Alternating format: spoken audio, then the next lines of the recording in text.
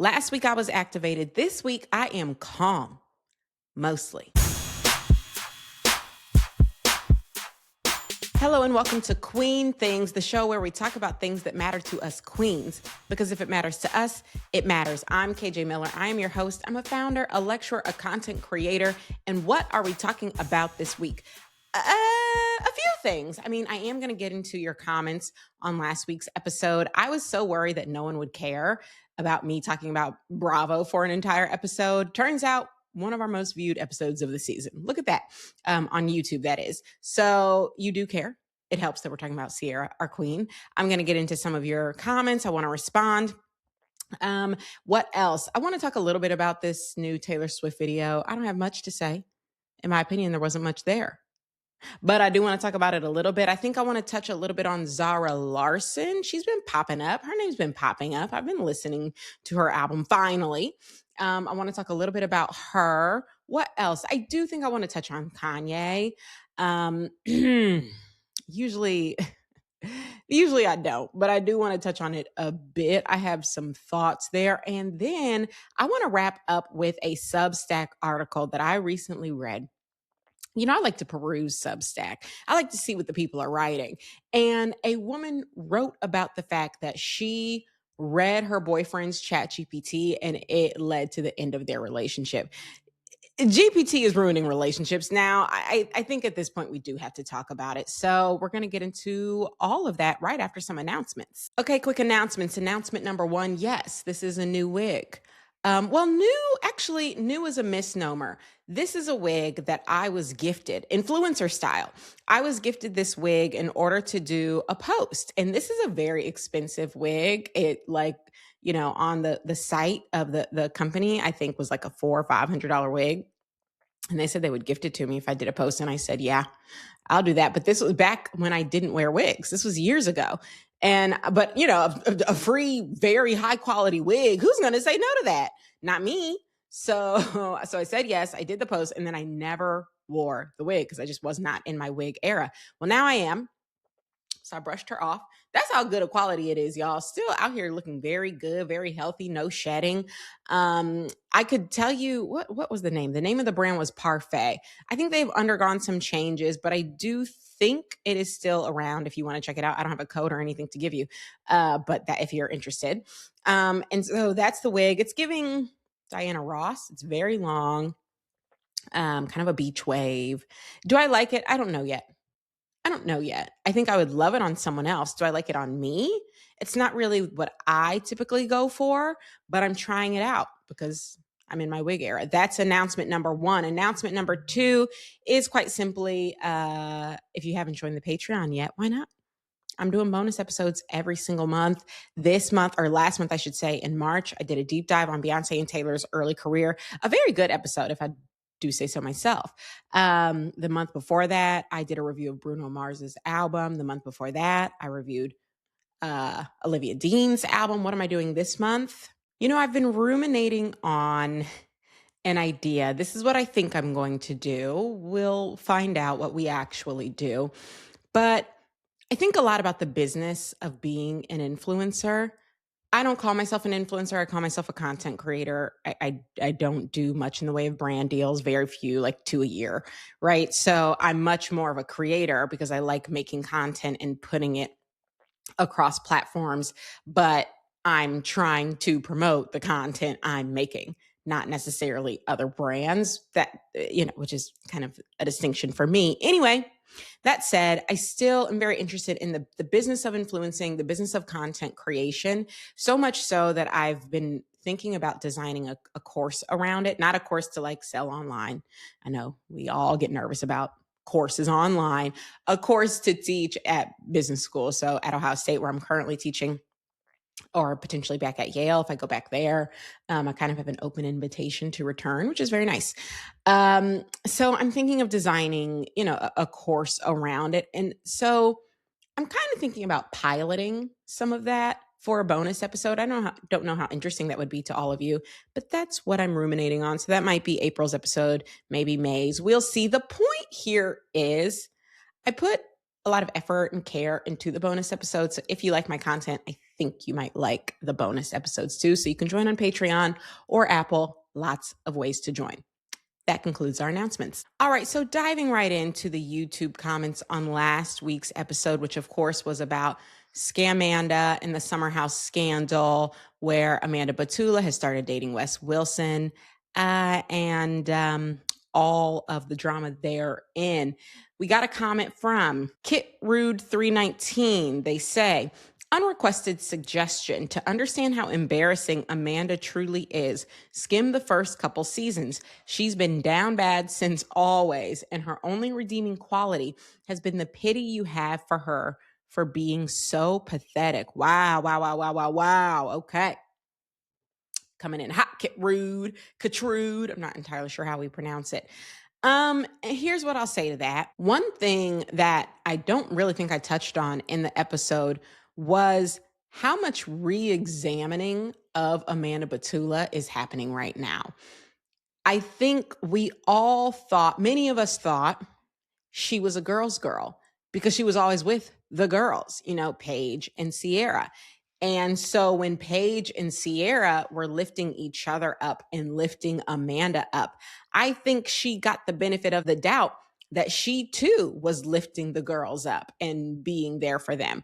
But see, this episode has made people go back, rethink, and re-examine Amanda Batula. And that, I think, is what is going to end up in the long run being far worse for her. Once this relationship has run its course, and I'm certain it will not last. This is very much a rebound. That feels obvious. What is going to haunt her is the fact that we have now all gone back and done the investigative work, as this person is suggesting. People are going back and watching earlier seasons and realizing she's always been this person. She benefited from having other strong women around her who are, in fact, girls, who do, in fact, lift the women in their lives up.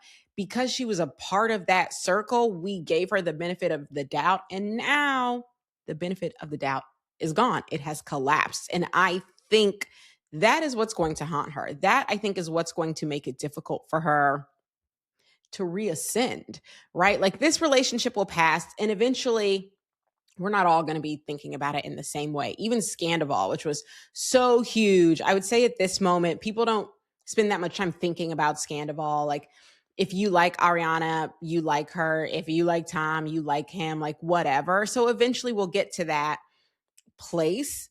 But where's Raquel in that, right? And in this instance, here, as it relates to Scandival, if you think it does at all, Amanda is the Raquel, and Raquel is nowhere to be found. And I fear she's going to face the same fate, because at the end of the day, now we are re-examining everything about you, and you're coming up short. That, I think, is the problem. Whereas if you look at Sandoval, Ariana obviously has had her huge glow up, hosting Love Island, being on Broadway, Dancing with the Stars. Did she do Dancing with the Stars? I don't remember, but she's done a bunch of things, right? And Tom is still Tom.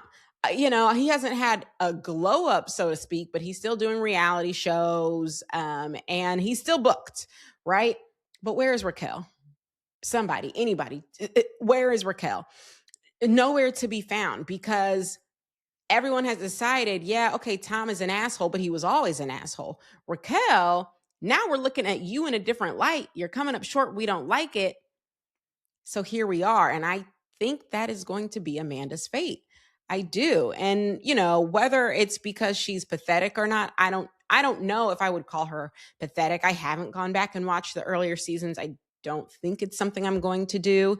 Maybe, who knows? But whether you think she's pathetic or not, the way I do think she comes across is as someone who can't be trusted. Like, someone who would do this to a really good friend who has been incredibly open with you about the hurt that was caused and about the racial implications there within. For you to turn around and do this to me, I mean, I have to question your entire character. And so then, why do I want to see you on my screen? Why do I want to buy your swimsuits? Please. Why do I want to purchase something from a brand that's supporting you? And I really hope if this is her fate, and we don't know, but if this is her fate where she sort of ends up in, Siberia from a publicity perspective, I hope she doesn't go the route that so many banished celebrities go, which is MAGA. That's where they end up. When mainstream doesn't want you, a lot of them choose MAGA because those are the people still willing to support you. I really hope she doesn't go that route, but who knows? Who knows? Okay, another comment from YouTube. This is from someone named, oh, it's a long name. DAO Fit Life Fitness for Busy People 320, Busy P 320. Okay, that's a very long name. I apologize. Anyway, her comment is, as a white woman, I have to say you are the only pod out of the 20 I watched that made sense and made it a good teaching moment. I just thought all women were like that. So clearly I need new friends. And then she said she's a new subscriber. Okay, well, first of all, I appreciate you, DAO Fit Life Fitness for Busy P320. I appreciate you for subscribing. And I appreciate that shout out. So I believe she's referring to the moment in the episode where I said, and I posted this on TikTok as well, this clip, how white women historically have been people that Black women have found they cannot trust, right? And I talked about, that thought experiment of if you had to choose between a white man and a white woman in the office, who would you choose? And most Black women choosing white men, right? That's what I spoke about. And, I want to give what feels like in this day and age a necessary clarification. Clearly, I am not referring to all white women. I have a lot of white female friends. A lot is strong. A lot is strong. I know a lot of white women, and there are a decent number of them who I would genuinely call a friend. More than five. More than five. And how many white women can say they have more than 5 Black women they would call a friend? Okay, I have more than 5. So there are white women in my life who I love and who I care deeply about. Okay, so not all white women. It feels like I need to say that. However, the point I was making, and that I do stand by, is there is this dynamic at play where sometimes white women just feel, I don't know if it's because they feel threatened. I don't know if it's because they feel just like a need to sort of like one up. But there is this dynamic that a lot of us have noticed where we will get one thing to our face and a completely different thing behind our backs. And it's not a good feeling. So to the extent you can examine your prior relationships with Black women and say, hey, would this Black woman in my life have a reason to distrust me if she heard the things that I was saying about her when she wasn't in the room? Think on that. Just think on it. And it's not just white women, obviously. I'm just saying the dynamic is real enough that in that thought experiment, a lot of Black women made the choice they made, which was not y'all. So just think about it, Let me peruse TikTok quickly to see if there are any comments there I want to bring out about this. I did also get a few comments about Chappell. I might read one or two. All right, I'm perusing the TikTok comments. It's a lot of Black women just saying 100%. I see you're not lying. I've seen it happen. I've had the same lived experience my entire work life, and will smile in your face and hug you. Just a lot of Black women agreeing, and a lot of white women basically saying, like, I'm sorry. That's nice. It's nice, for you guys to come in and apologize in the comment section, even though, if you didn't perpetrate it. I appreciate that. Someone named Life is Sweetie said, I'm a white woman who spent decades not trusting or befriending white women. Girl, what have you been through? She said, I'm one of you and I don't trust you. Okay. So I just want everyone here to know, don't lump me in. All right. And I'm not mad at you. Life is Sweetie. Someone saying here, Tetty Grams, I genuinely think that Amanda was jealous of Sierra. I agree with that. I think, I made this comment when I was really activated over on TikTok. Actually, this was before we got the confirmation. This was back when it was still a rumor. I said, if it's true, Amanda's hatred for Sierra is likely rooted in the fact that Kyle always had more respect for Sierra than he had for Amanda. That was clear on the show. One of the reasons, if you poll Black people who watch Summer House and you ask them their opinion on Kyle Cook, I am guessing, but before any of this happened, I am guessing the vast majority of them would have a far more positive opinion about Kyle Cook than the average white person watching Summer House. And the reason why is because of how he treated Sierra. At the end of the day, you can tell so much about someone by the way they treat Black women, because we are the lowest members of society in terms of how we are treated, in terms of how we are paid, in terms of how we are spoken about, in terms of how we are spoken to. We are the least of society. And so the way someone treats a Black woman tells you a lot about them. And the fact that Kyle always respected Sierra, always listened to Sierra, always looked out for Sierra, always stood up for Sierra. I bet you, if you polled the average Black viewer of Summer House and asked them what they thought of Kyle Cook, you'd get a fairly positive or maybe just neutral opinion. I think people would say, yeah, he treated Amanda like shit, but he was always good to Sierra. So, he was good with me. I think that would be what you would hear. And that might not sound fair, but honestly, I think that is part of the reason Amanda was jealous of Sierra, because she didn't command that respect from Kyle. And I don't know why. I'm not saying this is her fault that she didn't command that respect. He should respect everybody, including and especially his wife. So I'm not saying it's her fault. I'm just saying the facts are facts. And so it didn't look to me like he had the same level of respect for her as he did for Sierra. And I could see that making Amanda mad.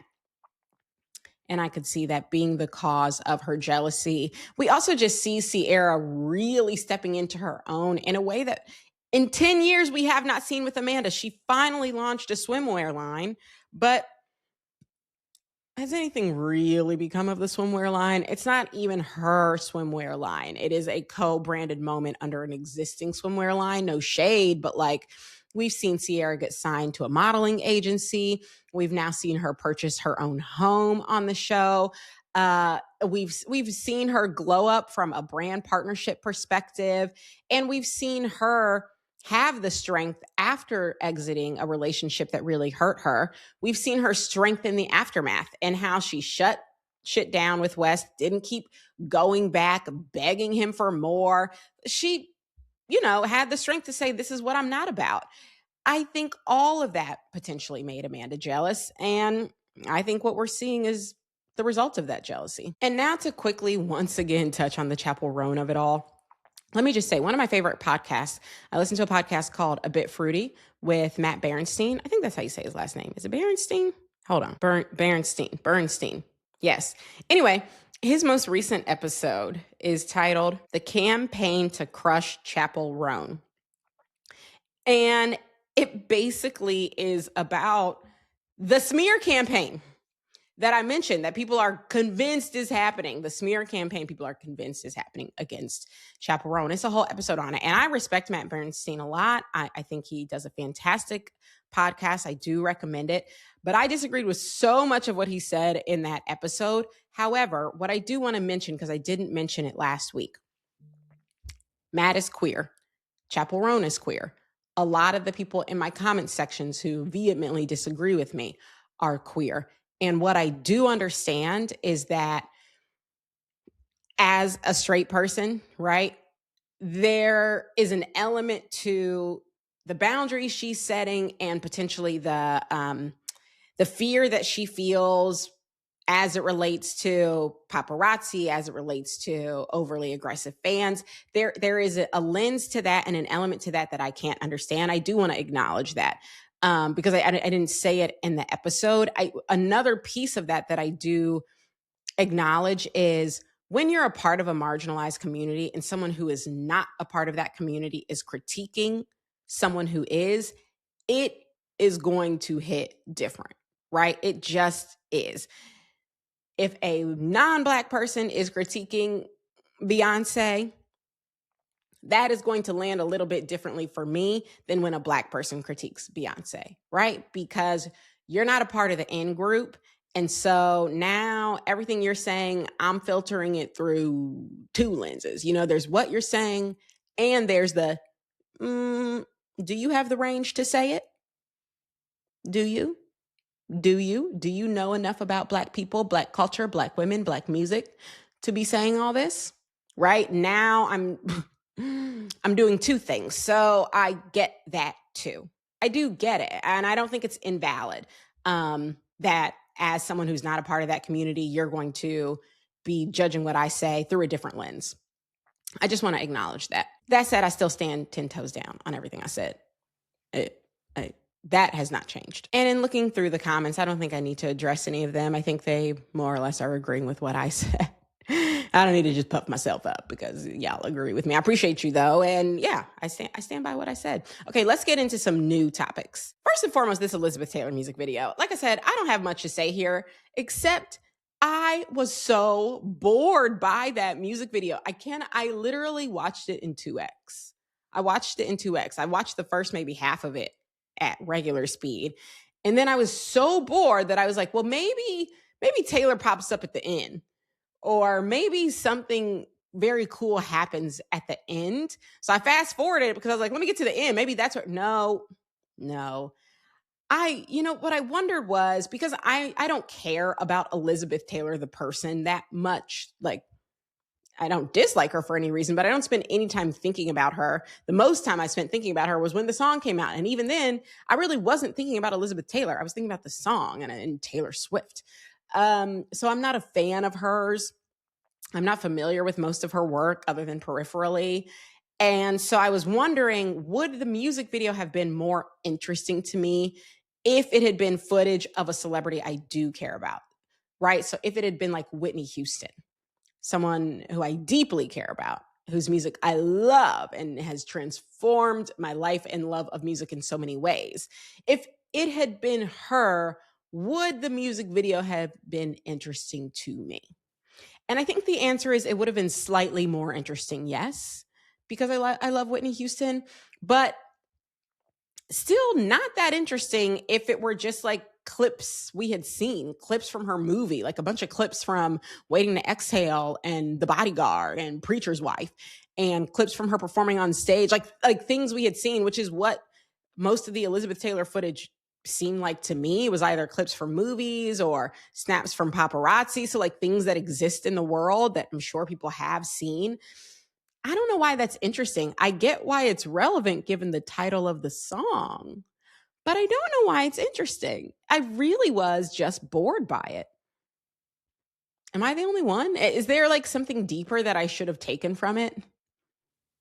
Like, I took nothing from it. I never need to see it again. I mean, it's not that deep. It's just a music video, but like, it's almost like, what's even the point of putting out the music video? I would have rather have watched like a lyric video. I really, really was bored by it. And I'm just curious, like, was it just me? Oh, you know what? Mentioning Taylor made me think of Blake Lively. All I have to say about Blake Lively in this little court case, because the judge just dismissed 10 of her 13 claims. And prior to that, he dismissed all of Justin Baldoni's his whole thing. Like his whole thing got thrown out. For Blake, they kept 3 claims, got rid of the rest. Her side is claiming it as a legal victory, and maybe it is. What comes to mind for me is that Taylor lyric, oh, what a valiant roar, what a bland goodbye, because that is what this feels like. I feel, oh my God, 2 years later, this whole thing started with such a bang. It was everywhere. We were all talking about it. We were consumed. And now we're nearing the end, and it feels like we are limping towards the end. And it is so hard to care. I haven't done anything other than just seeing that 10 of the 13 claims got dismissed and seeing her side call it a legal victory. And I have not dug in. I have not looked to see what was dismissed. I have not looked to see what's still going forward to trial.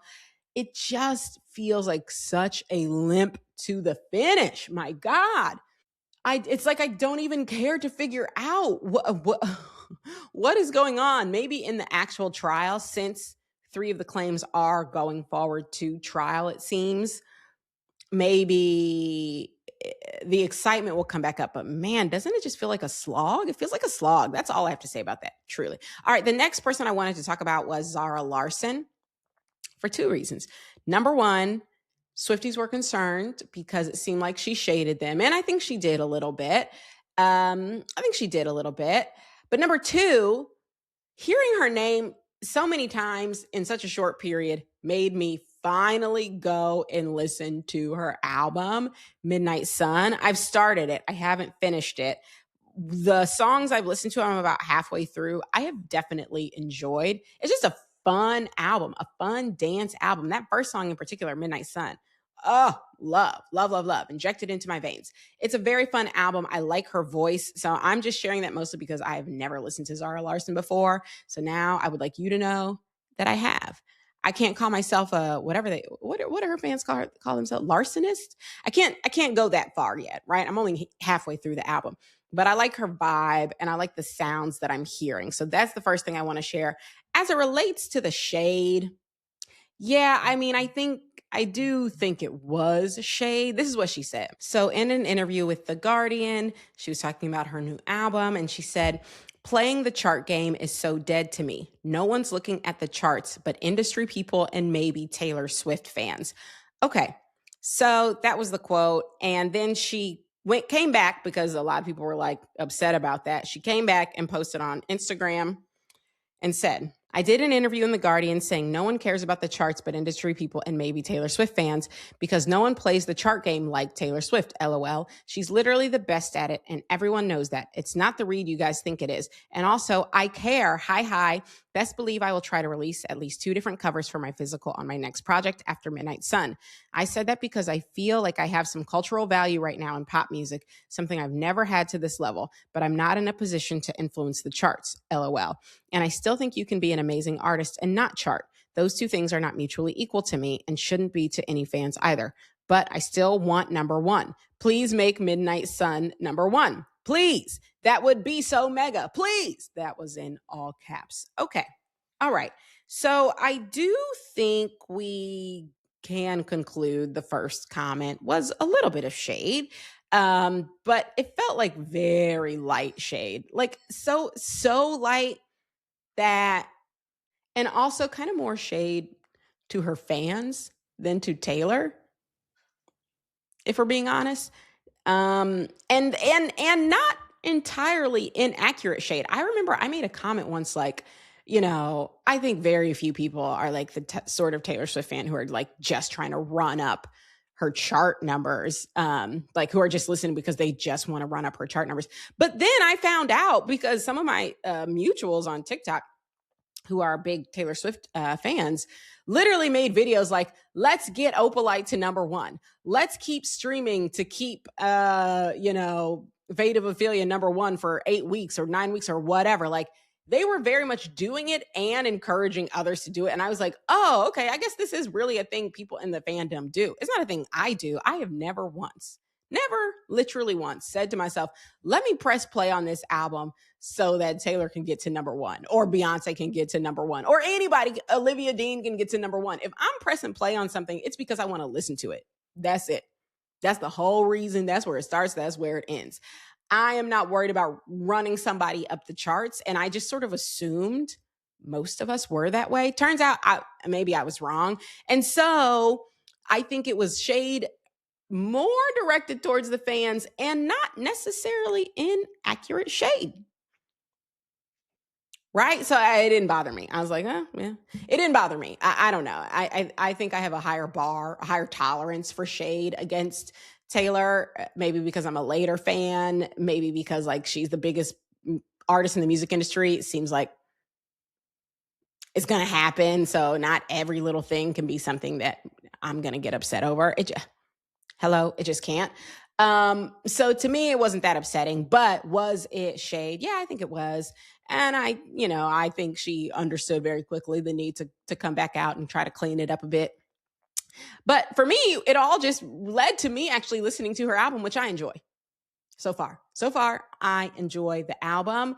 And yeah, that's really all I have to say about Zara Larsson. Okay, and before I get to the Substack article that I want to talk about with you guys, I did want to touch on Kanye because he recently hosted some shows at SoFi in LA, sold out shows at SoFi in LA, and a number of celebrities were in attendance.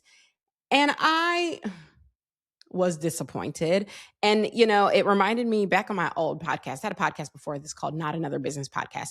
And we ended every episode with a segment we called Judge and Jury, where we would tell you about a situation and then we would say, we would tell you whether or not we think that that person exhibited good or bad judgment. I was thinking about bringing it back. Let's start now. Judge and jury, these celebrities who attended Kanye's concerts. I'll read the names of a few, basically just the ones I know and or care about. All right, I'm seeing Dave Chappell, Erykah Badu, Chloe Bailey, Winnie Harlow, Niecy Nash, and her wife, Jessica Betts. Okay. Well, if it weren't obvious by now, I would say that all of these celebrities exhibited extremely bad judgment. Extremely bad judgment. This is a man who not only full on came out in support of Nazism and Hitler, but who also came out as just extremely anti-Black. And I know that he issued, a little written apology a couple of weeks ago or months ago or whatever. No, because what does my mutual Francesca Ramsey say? Instead of an empty apology, write a check. Whoa, whoa. I mean, she has a whole song. Okay, so the point being, one little apology does not erase all the bullshit you did, particularly in Kanye's case. It was years of bullshit. And that little apology, no, he has not shown himself to have changed in any meaningful way. I do not believe that he has done enough work for the communities he harmed, most notably the Black and Jewish communities. So for you to show up to his concert, to me, is just you supporting everything that he has said and done. And I just think that is extremely bad judgment. I'm not saying people can't change. I'm not saying people don't deserve a second chance. I'm saying people have to earn a second chance. And I don't think he's earned one. And I just hate this idea that we're perfectly fine supporting someone. I mean, the list of things, the all white, the White Lives Matter shirt that he sold and wore at his own runway show, the, tweeting about and saying in meetings how anti-Semitic he is and how he can continue to be anti-Semitic. Just disgusting behavior. That's to say nothing of the actual abuse he put Kim Kardashian through during their divorce and after their divorce, and all of the terrible things he said about her publicly, just really disgusting behavior, regardless of how you feel about Kim Kardashian, disgusting behavior. And we're just showing up to his shows, kicking it. You think I would not like to be able to sing All Falls Down? He brought out Lauryn Hill. When it all falls. I mean, that's one of the greatest rap songs of all time. And yet, am I going to spend money to go see him in concert and support all of his bullshit? No. That was extremely bad judgment. I'm side-eyeing every single one of y'all. And some of y'all, cough, cough, Chloe Bailey, you haven't engendered enough goodwill to be making such terrible decisions. Dave Chappell's going to be fine. Okay, Dave Chappelle has done about 30 different Netflix specials. He's proven, despite all of the problematic shit he says about the trans community, he's got a large and very loyal following. So this is not actually going to harm him, right? But Chloe, girl, we're still in the trying to get back right phase of our career. No? I don't know. I don't like it. And that brings me to my final topic of the episode, this Substack article. It is by a writer named Lindsay Hall. The title of the article is, I stumbled across my boyfriend's ChatGPT and it ended our relationship. The subhead is, it wasn't cheating or some dramatic betrayal. What I found was worse, his uncertainty. Now, let me just say, I thought that this whole piece was so incredibly well written. I very much recommend reading the whole piece. We'll include the link in the show notes. I'll read a bit of it just to give you a taste of what she's laying out here, and then I'll give you my thoughts. This is how she opens the piece. I found out my now ex-boyfriend had been questioning his feelings and attraction to me in the most dystopian, laughably modern way possible, ChatGPT. Laid on his couch, midnight on a Friday, I was working late as he snoozed blissfully on my shoulder when my phone died in the heat of a client exchange. Shit, I mumbled. Pivoting, I grabbed his laptop off the floor to run my final fatigued, glassy-eyed client response through AI. As I powered his computer, his ChatGPT, almost poetically, was already front and center on the screen. As I copied and pasted my email, I peered to the left side of the screen, and that's when I saw it in the sidebar, a past chat titled Relationship Issues and Uncertainty. I stared at the words. Then I'm going to fast forward a bit where she says, the first thing I saw was ChatGPT's final response. From what you're sharing, you should consider ending the relationship. I froze. Oh, that's not where I thought this was going. I scrolled up to the beginning. Should I be in love after 3.5 months? My boyfriend began the conversation to his robot Freud. My stomach dropped. The inference of that question so clearly not in my favor that my hands grew clammy instantly. The conversation, I'd understand soon enough, would not go any better for me. Short sentences of nearly entirely unfavorable comments. He laid out his doubts in clipped, almost clinical fragments. My lifestyle, my sensitivity, my past, my van, my online writing, my eating disorder history, my cats. And then I saw a sentence that would lodge itself in my brain with the force of shrapnel. Well, the cats definitely. And then there's the whole attraction thing. The whole attraction thing. My ego evaporated on the spot.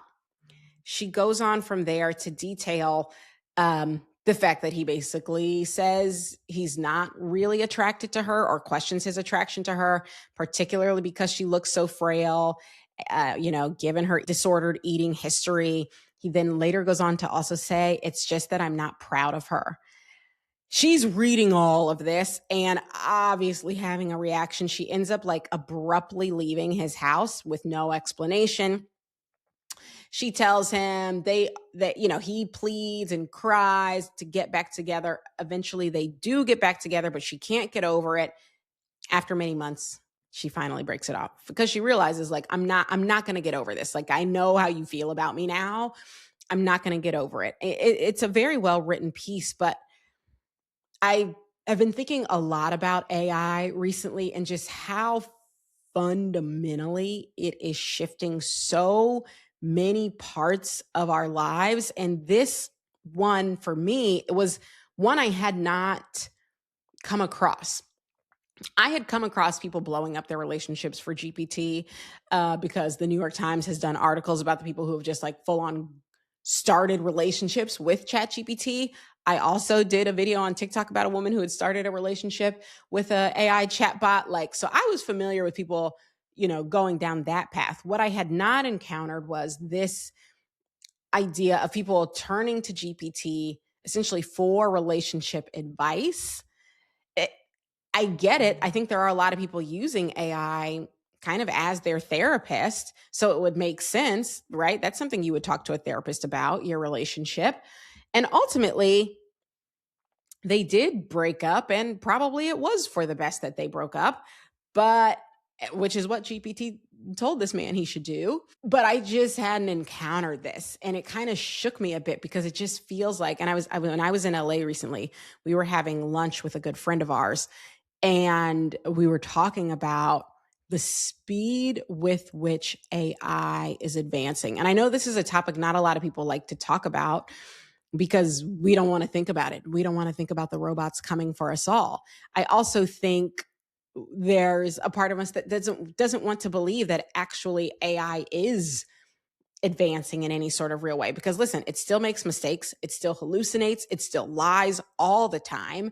And there's still a lot of things it doesn't do that well. However, as someone who was an early adopter, so started using it when, ChatGPT came out in, what was that, 2022 maybe?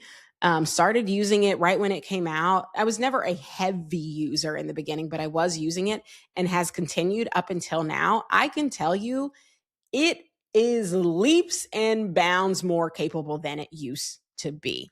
Leaps and bounds. I just got access to Claude Cowork. My company paid for licenses for everyone. I didn't ask for that. I just like one day got a message like, we now have Claude Cowork, you should explore it and see what it can do. So I said, okay, bet. Let me see what it can do. It can do a lot. Turns out it could do a lot because it plugs into Excel and PowerPoint and all that. And I had it build an entire deck for me. I had it help me with a financial inventory model that I'm building. It was so quick and so good at the data cleanup that usually would have taken me like hours to do. In fact, I had been putting off building this model because of the data cleanup that I needed to do, which is not hard. It's just very tedious. And Claude was like, I got it. Oh, that it's done. Literally. And that's what it said too. This is why also sometimes AI gets on my nerves, because Claude was like, it's done and there are no errors. Excuse you. That's what he said. It's done and there are no errors. What's next?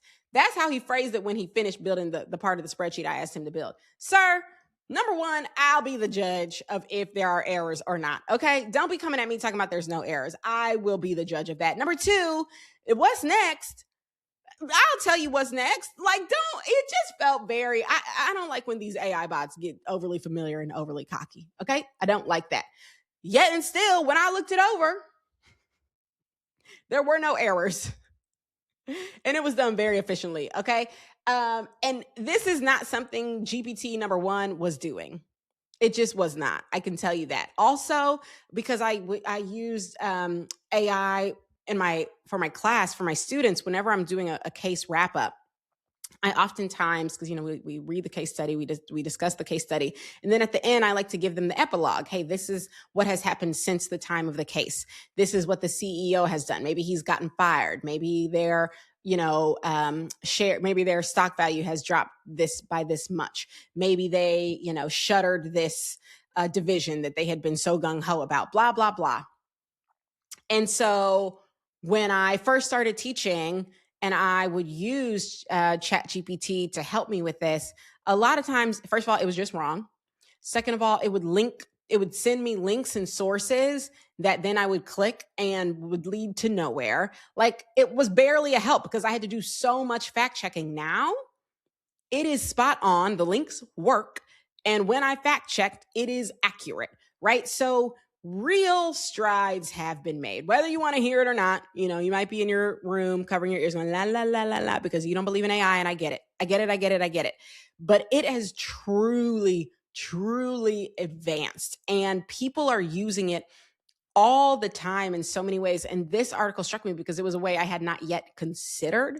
But as soon as I read it, I was like, yeah, that makes sense. It makes sense that if he's having relationship doubts and he's looking around trying to figure out who can I talk to about this, he could go to a friend, but we know a lot of men don't have the sorts of friendships with their male friends where this is something they could talk about. Also, his friends might be friends with you, so it might not be something he feels comfortable talking about. If he doesn't have a therapist, then that isn't an option. So he turned to AI, something that has been proven to be helpful to him before. It makes sense that, like, if you just think about it logically, again, I know a lot of people don't want to hear this, but it makes sense that he would do that. More people are going to start doing it. And it also makes sense that she read it. I know there are people who are like, this is the equivalent of you going through his diary. In some ways it is. It is deeply private. That said, I think if you saw that your partner was chatting about you, had a chat titled relationship issues and doubt or whatever, I don't know that you would just be like, oh, private, I can't click on it. I think we all probably would be very tempted to click, right? So it makes sense that it made sense that he did that he turned to AI. I can understand why he did. I can understand why she clicked on it. What does all this mean for us? And I just, what I get so nervous about, like me using Claude Cowork to help with data cleanup in Excel, that to me feels A-okay. Just feels like another evolution of technology I was already using. I was already using Excel, And Google was what I was using before. If I got caught up like on a formula, or I was like, I feel like I'm not doing this right. So the internet already helped advance us. Excel itself was a technology that helped advance us. Now cowork coming in and helping to advance it and make it even easier. All of that feels linear to me, right? All of that feels very understandable to me. The same thing that's helping me do my data cleanup is now playing therapist or relationship counselor to this man over here. That does not feel linear, right? And that it just feels scary because what's next? Is my brain surgeon going to have a GPT open? And am I going to want that? Maybe if my brain surgeon is going to do a better job on my surgery by consulting AI, I think, yeah, I do want that. But is that bad? Do you see? When I think about it, I'm just like, I understand why so many people dislike it. I understand all the water that it uses up. And, from that perspective, we hate it. I understand that it is wrong and it hallucinates, but it does also help people and fills needs that other technology right now isn't filling in some cases. And so what do we do with that? Right? Do we sit on our hands? Do we cover our ears? Do we say, la, la, la, la, la, I don't want it to happen? I think probably that isn't going to help us. And so at the same time, we've got people like Sam Altman. I don't know if you saw that recent New Yorker article about how he can't be trusted because he is known to be a serial liar. These are the people quite literally building and running these AI companies with no oversight from our government because Trump has made it clear he just wants it to be built even faster. This is scary stuff. And so I'm not advocating for us to just go all the way and let the robots reign. It's more like it's here, it's advancing, it's happening quickly. People are using it in all sorts of ways. What do we do about it? I think covering our ears and screaming is not going to help. So what do we do? And if the government's also not going to help, I can tell you what I've been doing is trying to figure out how can I use it in ways that feels productive and helpful and kind of more like that linear extension because that's what I'm comfortable with right now. I don't turn to GPT for personal advice. I don't treat it like a therapist. I don't ask it for help with my marriage or my friendships. Although I'm thinking about a friendship situation I'm in right now. And now I'm wondering, should I ask it? And then am I going to be in the same situation as this girl? Oh my God. I don't have a conclusion. I do not have a conclusion to this. I'm freaking out. If you're also freaking out, let me know in the comments, what are you doing about it? How about that? Let's have an exchange. You tell me what you're doing because it's freaking me out. And on that light and cheery note, we have made it to the end, folks. I usually like to try and end on something a little cheerier. I don't have it this time. The robots are coming for us all. Hide your kids, hide your wives. That's sort of where I am. Hopefully you've figured out a way to cope. I would love to hear your advice and I'll see you next time.